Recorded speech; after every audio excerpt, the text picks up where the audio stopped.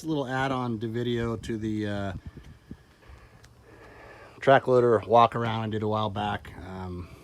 So when you're doing the summer maintenance, the main part of that is blowing out the radiator, which is right here, and the AC condenser, which is up under the shield here.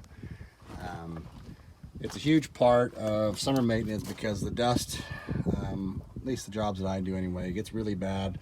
The radiator, of course, sucks in the dust here, and once it gets in there, you have to blow it out from the backside to get it out properly.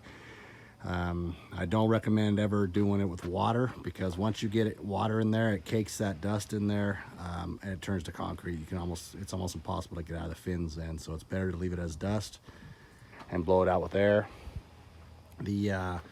I'm pretty sure I've heard Brandon from Elite Earthworks might be able to touch on this better than me, but I've heard that Takeuchi has a reverse fan. So on the back side of the radiator is your fan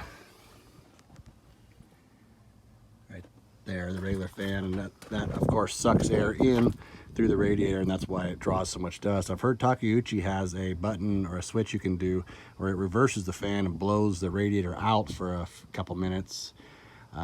Anyway, I'm not sure if that's true, but man, if it is, that'd be an awesome design, because it would save a lot of heartache to getting the dust out. But anyway, that's a little quick review. As you can see, the radiator slides in these little wheels. It's got a couple bolts that hold it in there, and then in the top it's got this hose that you can take out and put right back in its spot, and then just bolt it back in. So it's not terrible, but it's not the funnest thing in the world.